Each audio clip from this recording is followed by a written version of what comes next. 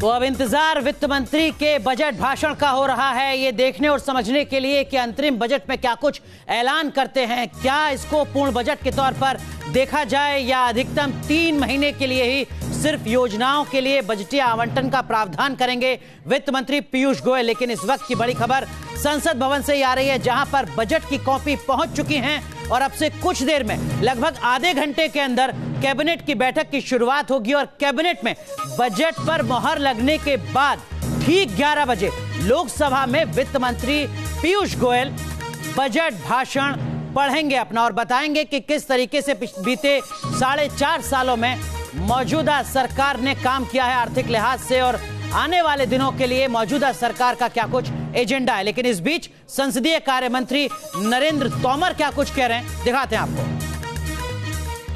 भारत सरकार ने अपने पिछले 4 बजट प्रस्तुत किए हैं, उसमें गरीबों की दृष्टि से, युवाओं की दृष्टि से, अधोसंरचना विकास की दृष्टि से, देश को आगे बढ़ाने की दृष्टि से अनेक प्रकार के प्रावधान थे और आज का बजट भी देश में उत्साह भरने वाला होगा, ऐसी मुझे पूरी आशा है। सबका साथ सबका विकास वाला बजट होगा। सबका साथ सबका विकास हमारे काम का मूल मंत्र है और वो मूल मंत्र हमेशा किसी भी भाषण में, किसी भी बजट में परिलक्षित होता रहा है और आगे भी होता रहेगा।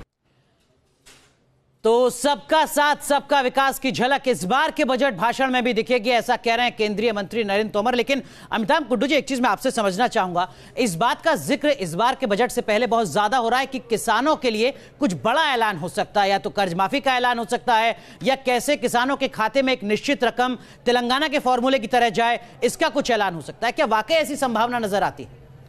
मुझे लगता है ये बहुत जोरदार ढंग से नहीं ला पाएंगे क्योंकि ये इंटरिम बजट है, लेकिन निश्चित रूप से किसानों के लिए एक फिक्स्ड आमदनी का सजेशन जरूर आएगा जिसको सब्जेक्ट टू अप्रूवल होगा जी। लेकिन अनुराग जी, मैं 2 बातों से मैं थोड़ा सा परेशान हूं। एक तो ये है कि rate of growth of Indian economy कहा गया कि डिमोनेटाइजेशन की वजह से, जीएसटी की वजह से बर्बाद हो गई, लेकिन आज खबर यह है कि 2016-17 में आर्थिक विकास का दर जो है 8.1% था, जो सबसे अधिक रहा है। ये मुझे बहुत हैरान करती है।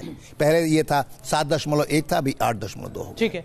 दूसरी बात, जब हमारी अर्थव्यवस्था फास्टेस्ट ग्रोइंग है सारी दुनिया में और 7.8, 8.2 इस रेंज में जा रहा है, जबकि हमारा डूइंग बिजनेस इंडेक्स जो है वो 140 से 2 साल के अंदर 77 पे आ गया, इतना उछाल आया है, हर इंडेक्स में आ रहा है। ऐसे सिचुएशन में अनएम्प्लॉयमेंट रेट सबसे ज्यादा हो जाए पिछले 45 सालों में, मुझे हैरान करती है। मुझे ये लगता है, ये समझने की जरूरत है, क्योंकि मैं नेशनल स्टैटिस्टिकल कमीशन में मेंबर भी रहा हूं।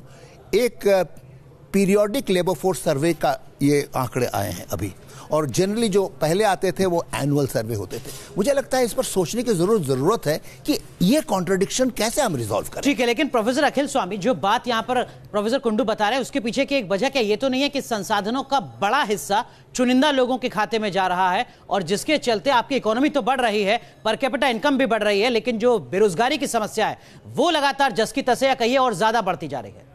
हाँ, ये बिल्कुल सही है। मेरे ख्याल से तो जो देश की, मेरे विचार से सबसे बड़ी समस्या है, वो समस्या ये है कि उनको उत्पादन का मूल्य नहीं मिलता और हम उपभोक्ता जो हैं उनको अधिक दाम देने पड़ते हैं। मेरे हिसाब से किसी भी सरकार का, देश का, समाज का, अर्थशास्त्रियों का जो सबसे बड़ा उत्तरदायित्व है वो ये है कि हमें एक ऐसा बिजनेस मॉडल खड़ा करना होगा जिसमें उसको मूल्य मिले और हमको चीज कम दाम पे मिले। पूरी अर्थव्यवस्था की सारी समस्याएं दूर हो जाएंगी, क्योंकि जो मार्जिनल प्रोपेंसिटी टू कंज्यूम में जो 60% पॉपुलेशन है, अगर उसके पास अधिकार मिलेंगे, उसका आर्थिक स्थिति अच्छी होगी और उसको अपने मूल्य, जो उत्पादक के मूल्य हैं वो अच्छे मिलेंगे, देश की अर्थव्यवस्था में यही एक क्रांतिकारी कदम हो सकता है। ये होगा कैसे? इस बात का दावा और इस तरीके की दलीलें तो तब से दी जा रही है यूपी के वक्त से, जब मल्टी ब्रांड रिटेल में एफडीआई लाया जा रहा था। तब कहा जा रहा था कि किसान को ज्यादा दाम मिलेगा और आपको कम कीमत पर चीजें मिलेंगी। जी हाँ, देखिए ये तो देखिए फार्मिंग सेक्टर की जो प्रॉब्लम है वो प्रॉब्लम बिल्कुल ही अलग है। फार्मिंग सेक्टर में पिछले कई सालों से किसी सरकार ने कोई भी ध्यान नहीं दिया है। उनकी जो बेसिक समस्याएं वैसी की वैसी हैं। सरकार के लिए सबसे आसान काम होता है फार्म लोन माफ़ करना। फार्म लोन माफ़ करना एक पॉपुलिस्ट स्टेप है। अगर फार्म लोन माफ़ करने से ही कुछ हो रहा होता तो आज फार्मिंग की हालत बहुत अच्छी होती। तो जो बेसिक फंडामेंटल चीज़ों की तरफ जब तक ध्यान नहीं देंगे तब तक हमारी फार्मिंग सेक्टर ठीक नहीं होगा। जैसे उनकी जैसे फार्मिंग में जो इंफ्रास्ट्रक्चर होना चाहिए वो दें, मार्केटिंग होनी चाहिए वो दें। इसके साथ साथ अनुराग, मैं इंटरिम बजट क्योंकि आ रहा है जी, इंटरिम बजट के बारे में मैं 2-3 चीज़ें आपको बताना चाहूँगा। जैसे मैंने बताया कि एक इकोनॉमिस्ट के पॉइंट ऑफ व्यू से ये एक इलेक्शन मैनिफेस्टो ज़्यादा है बजाय इसके कि इंडिया की इकोनॉमिक्स को बताए या आगे की पॉलिसी तय करे। दूसरा, जो नंबर होते हैं जी, इसमें जो भी नंबर होते हैं अगर हम हिस्टोरिकली देखें तो उन नंबरों को भी फेस वैल्यू में लेने में थोड़ी कठिनाई होती है। मैं आपको बताता हूँ, सन 2004 में इसमें जब ग्रोथ, जो टैक्स का जो ग्रोथ था, टैक्स रेवेन्यू ग्रोथ, उसका प्रोजेक्शन था 18%। ठीक है। बाद में जो रियल नंबर्स आए उसमें हुआ 9%। 2009 में था 8%, रियल नंबर था 6%। तो मतलब 2014 में था 13%, रियल हुआ 9%। ठीक है, आप कह रहे हैं कि चुनावी घोषणा पत्र जैसा ही होता है। हाँ, मतलब कि क्या होता है कि खर्चे को की जो रेवेन्यू है उसको ज्यादा प्रोजेक्ट करते हैं, असलियत में कम होता है, और खर्चों को प्रोजेक्ट करते हैं कम और असलियत में होते हैं बहुत ज्यादा। बिल्कुल। तो अंतरिम बजट को चुनावी घोषणा पत्र के तौर पर भी देखना जरूरी है, लेकिन इन सब के बीच वित्त मंत्री आंकड़े भी बताते हैं कि 2014 में जब हम सत्ता में आए थे तब तस्वीर ये थी, और 2019 में जब हम अपना छठा और आखिरी लोकसभा का बजट पेश कर रहे हैं तो तस्वीर यह है। लेकिन इस सब के बीच व्यापारी क्या कुछ सोचते हैं, दिल्ली के व्यापारियों से बात की हमारे सहयोगी सूरज अरोड़ा ने। अपने मौजूदा कार्यकाल का आखिरी बजट मोदी सरकार पेश करने जा रही है। चुनावी साल है और तमाम वर्गों की तरह व्यापारी वर्ग को भी सरकार से कई सौगातों की उम्मीद इसलिए भी ज्यादा है क्योंकि इसी मोदी सरकार के कार्यकाल में उन्हें नोटबंदी और जीएसटी जैसी चीजें भी, बड़े फैसले भी देखने पड़े हैं। जीएसटी बहुत अच्छा एक रेजोल्यूशन था जिसकी इम्प्लीमेंटेशन में टाइम टू टाइम बहुत दिक्कत आ रही है और बहुत ज्यादा अमेंडमेंट्स आ रही हैं। मोदी जी ने व्यापारियों को आश्वासन तो बहुत दिए हैं, लेकिन व्यापारी अपने को लूटता हुआ फील कर रहा है। जीएसटी में कोई भी ट्रांसपेरेंसी नहीं है। जीएसटी में एक कोड पर एक ही रेट ऑफ टैक्स होना चाहिए। अनएजुकेटेड लोगों के लिए गवर्नमेंट के पास कोई भी एम्प्लॉयमेंट पॉलिसी नहीं है। यही तस्वीर है दिल्ली के अलग अलग जगहों पर अगर आप जाएंगे, देश के अगर अलग अलग जगहों पर जाएंगे तो इसी तरह की उम्मीदें व्यापारी वर्ग सरकार के आखिरी बजट में कर रहा है। वीडियो जर्नलिस्ट मनोज कुमार के साथ सूरज अरोड़ा, न्यूज नेशन, दिल्ली। तो व्यापारियों की मांग तो आपने सुन ली, उनकी उम्मीदों को आपने समझ लिया, लेकिन अंतरिम बजट में वित्त मंत्री पीयूष गोयल के पिटारे से क्या कुछ निकल सकता है, इस पर निवेशकों की भी नजर है। बजट को लेकर निवेशकों की क्या कुछ उम्मीदें हैं, इस पर मार्केट एक्सपर्ट सिद्धार्थ कुआंवाला से बात की हमारे संवाददाता विकास श्रीवास्तव ने। निवेशकों की क्या उम्मीद है इस बजट से, इस पर बात करने के लिए बाजार के जानकार सिद्धार्थ कुआंवाला हमारे साथ हैं। सर, आपसे ही समझना चाहूंगा कि क्या उम्मीद निवेशक कर रहे हैं कि सरकार करे ताकि बाजार पर इसका प्रतिकूल प्रभाव ना पड़े। शेयर इन्वेस्टर के लिए मेजर 2-4 चीज़ें हैं, जैसे long term capital gain tax को रोल बैक करना, क्योंकि जो वो लास्ट ईयर अनाउंसमेंट के बाद वो थोड़ा नेगेटिविटी क्रिएट किया है, और ख़ास करके FII का हम डेटा देखें तो पूरे साल का हम माइनस में ही उनका होता है और बड़ा पैसा उन्होंने निकाल लिया। तो LTCG रोल बैक हम उम्मीद करते हैं कि गवर्नमेंट उसको कंसिडर करे। दूसरा STT रोल बैक और DDT में कुछ रिलैक्सेशन, डिविडेंड डिस्ट्रीब्यूशन टैक्स है। तो कहीं ना कहीं वो मार्केट सेंटिमेंट और इन्वेस्टर के सेंटिमेंट को पॉजिटिव करता है। तो देखना है ये बजट में गवर्नमेंट इसको कितना सीरियस लेती है। शुक्रिया सिद्धार्थ कुआंवाला जी हमसे बात करने के लिए। तो बाजार के जानकार सिद्धार्थ कुआंवाला हमारे साथ थे, खुद निवेशक हैं और निवेशक के पॉइंट ऑफ व्यू से वो बजट को लेके जो उम्मीदें हैं वो समझाने की कोशिश कर रहे थे। वीडियो जर्नलिस्ट राजेश के साथ विकास श्रीवास्तव, न्यूज नेशन, मुंबई। यामिनी जी, आपने सुना अभी निवेश के लिहाज से किन किन चीजों की उम्मीदें यहाँ पर जो तमाम जानकार हैं वो बता रहे हैं। आपको लगता है कि मार्केट भी कहीं प्राथमिकता में होगा, क्योंकि उसका सीधा असर जैसे जैसे वित्त मंत्री बजट भाषण पढ़ेंगे वैसे वैसे बाजार पर दिखना शुरू हो जाएगा? मार्केट को प्राथमिकता पे नहीं रखेंगे मेरे ख्याल से। अभी प्राथमिकता पे रखेंगे एग्रीकल्चर सेक्टर को, इंफ्रास्ट्रक्चर सेक्टर को, जहाँ पर एम्प्लॉयमेंट जनरेट कर सकें अनस्किल्ड लेबर के लिए, और मनरेगा की एलोकेशंस को बढ़ा सकें।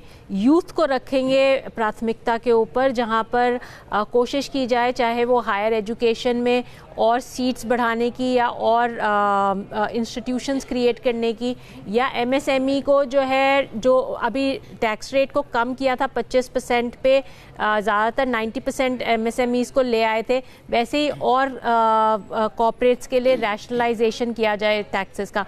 इन सब का असर मार्केट पे पड़ेगा, क्योंकि जैसे ये दिखाएंगे कि गवर्नमेंट ज़्यादा एक्सपेंडिचर कर रही है और इकोनॉमी की ग्रोथ के लिए कर रही है, उससे मार्केट एक पॉजिटिव क्लू लेगी, और क्योंकि वो पॉजिटिव क्लू लेगी ऑटोमेटिकली इन्वेस्टमेंट्स आएंगी। जहां तक टैक्सेस का सवाल है, मेरे ख्याल से long term capital gains tax roll back करना नहीं करेगी, क्योंकि एक बार लगा दिया है तो उसे रोल बैक करना मुश्किल ही होगा, और मार्केट्स अपने आप ही, जैसे आपने देखा कल भी और आज के सत्र में भी जो है उछाल दिखा रही है इस एक्सपेक्टेशन पे कि जो एग्रीगेरियन क्राइसिस है और जो अनएम्प्लॉयमेंट की प्रॉब्लम है उसको एड्रेस किया जाएगा, और इकोनॉमी का जो ग्रोथ रेट है वो इंक्लूसिव ग्रोथ के साथ एडजस्ट किया जाएगा। ठीक है, तो अगर किसान की सुध ली जाती है तो मांग बढ़ती है, और मांग बढ़ती है तो फिर बाजार में रफ्तार अपने आप देखने को मिलती है। लेकिन अभिलाष खांडेकर जी, पिछला जो बजट था वित्त मंत्री ने पेश किया था, उसके बाद 8 राज्यों में छोटे बड़े विधानसभा के चुनाव होने थे, उसकी झलक बजट में दिखी थी।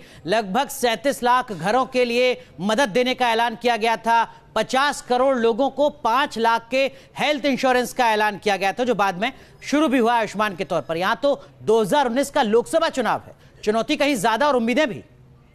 निश्चित रूप से, और जैसा कि पिछले 4-4.5 सालों में दिख रहा है कि अर्थव्यवस्था जिस तरीके से हम सोच रहे थे एक साधारण व्यक्ति को उससे जो कुछ फायदा मिलना था वो कोई बहुत ज़्यादा मिला नहीं है। व्यापारी वर्ग से लेके किसान और साधारण व्यक्ति भी, यदि हम जॉबलेस ग्रोथ की बात करें तो निश्चित रूप से युवा लोगों में भी, देश के युवाओं में भी बहुत ज़्यादा इस चीज़ के बारे में चिंता है कि उनको कैसी नौकरियां मिलेगी। हम अलग अलग उस पर जबर देखते हैं, सरकार ने कोई बहुत ज़्यादा नौकरियां देने का जो बात करी थी हो नहीं पाया है। यदि हम इंफ्रास्ट्रक्चर की बात करें तो आप national highway authority of India जो है NHAI, वो सबसे ज़्यादा हाईवे और उसमें ज़्यादा इन्वेस्टमेंट ला सकता था, लेकिन पिछले 5-4.5 सालों में वहाँ के 4 या 5 अध्यक्ष बदले गए और वहाँ पर किसी भी तरीके का कोई ऐसा बड़ा प्रोजेक्ट सामने नहीं दिख रहा है जिसके कारण स्टील उद्योग को या सीमेंट उद्योग को या मजदूरों को फायदा मिले। तो मूल बात यह है कि इस बजट में या पिछले 4.5 साल में जो चीज़ दिख रही है वो सिर्फ 3 महीने में बहुत ज़्यादा कोई जादू की डंडी घुमा के पीयूष गोयल बहुत नया कुछ काम कर सकेंगे, ऐसा मुझे लगता नहीं है।